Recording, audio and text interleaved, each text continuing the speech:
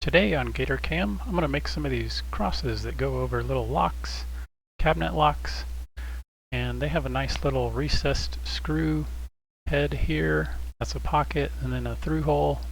That's just another profile that just goes all the way through. Then we have a new operation called a groove. It doesn't go all the way through, but it goes to the very edge on this outside here. And what I did was use Inkscape to just create the object. Here's my Inkscape file. Just create a bunch of circles. You can go to an Inkscape tutorial, but Inkscape's free and it's very easy to use. Sometimes you need to select all of everything when you're done and just go to Path, Object to Path. And that just makes the lettering work with most CAM tools. So we just save this, and then we'll load it into my GatorCam. Just go to File, Open SVG. First time you open something, it's going to be a SVG because you don't have a project yet. So here's my cross. Automatically loads centered. Okay. So first let's do a click, click, click, get the outline. Okay, now we're going to go to Profile. And we want to go down 6 millimeters. Those are all preset. So we're done. Okay, next we're going to do this circle, and we want to do not a profile. Profile would go on the outside. We're going to use a groove. Grooves go on the inside, so let's delete that one. That one. Okay, profile does the inner side, inside of the shape. And that one we want to cut all the way through also at -6 millimeters, so that's good. Next, let's do all the screw holes. So let's see, can we select this easily? Yes. Well, we don't want this one, so we are going to select these individually. Okay, now we want to select the whole screw hole. So we're going to go to this shape outside, select it till the whole thing is lit up, and we're going to do a pocket because we want to recess the pocket for the screw head. Pocket.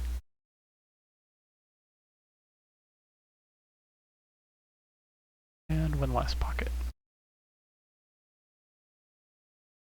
Okay, so now we have all the pockets. We can shift click to select all of them, right click, and we get this tool bit menu. So here are our pockets. Let's call this pocket head for the screw head. About pocket screw head. Okay. So we'll leave everything the same. We only want to go down 2 millimeters. I measured this with calipers. That was good. So I'm going to copy this value. So it goes down here and won't get erased later. Select that value, apply it. So now we can see the tool path for all those. Next, we'll select the screw shafts. So we're going to do grooves for the screw shafts.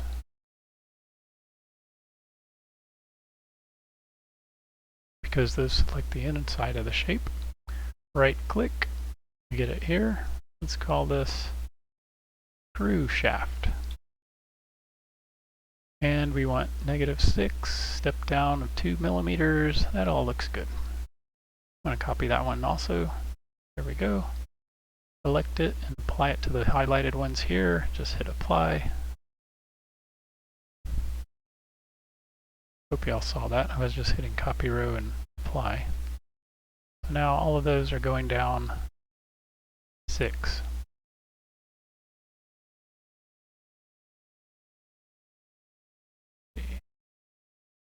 There we go. This is a smaller screen I'm using for YouTube Studio Record. It works on old machines. I've tested this on an old Vista laptop, and 1024, 768 is doable. So let's save those. Okay, that's already saved. What else? Okay, we want to do this groove. We want the groove to go on the outside of this circle. So let's select the circle.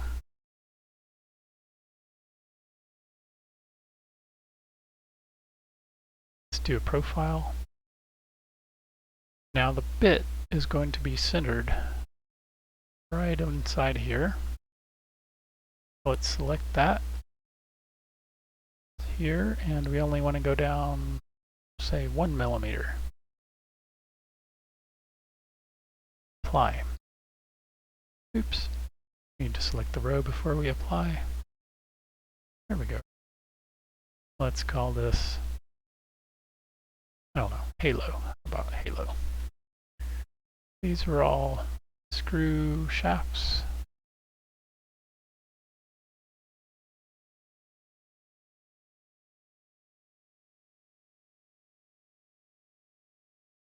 We could name these like top, bottom, left, but it's pretty easy just to highlight them, see the red show up. You can also use the arrow keys just to scroll through to see what is being selected. Okay, now the profile is done last. Even if you move it up high, it would be done last because the program's smart enough to do the profiles last. Okay, next, let's see, did we get everything? We didn't do any big pockets, but we don't need any. Now we'll put a couple tabs. I like putting the tabs where you won't normally see them, on the sides. And finally, let's add an origin. Let's see, before I pick my origin, I'm going to select the whole cross, select the origin button, go to the bottom left. And I usually set half a bit width outside, so there's my origin for my machine, and we're done. Save. Now, let's see if everything worked okay. Let's go to Camatics. Now I just loaded Camatics, so let's go to File, Open, Project.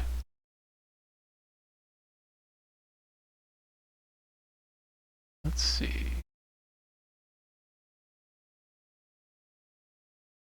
It always saves in the same spot, so quick save load. It's convenient to do the same spot so you're not searching for files all the time. Okay, so it looks pretty good. You can turn off the toolpath to see just the object. You can render it in a higher resolution settings. Oops. Resolution high. I have a slow machine, so this is going to take a while. But Camatics is free. I just wanted to show you how it works with Camatics. I usually set the margin to 0 so that it doesn't have any extra material on the sides. You have to hit the refresh button to load the new default from the disk. And there's my tabs. My tabs look a little thin though.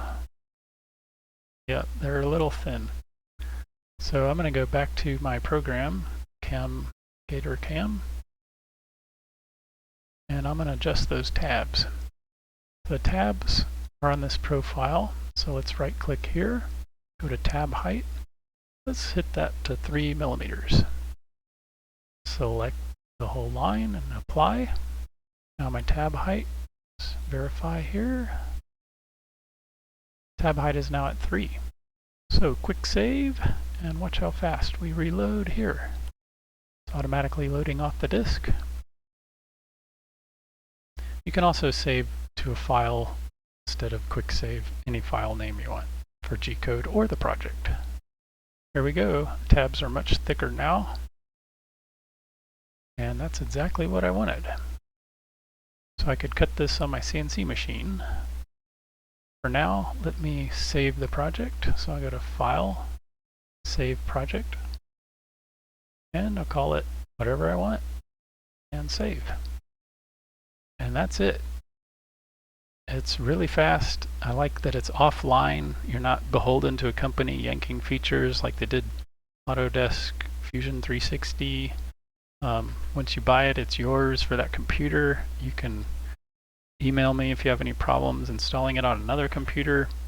but it's yours for the life, and it's not online. I don't like online programs where they can yank all your models that you created for such a long time.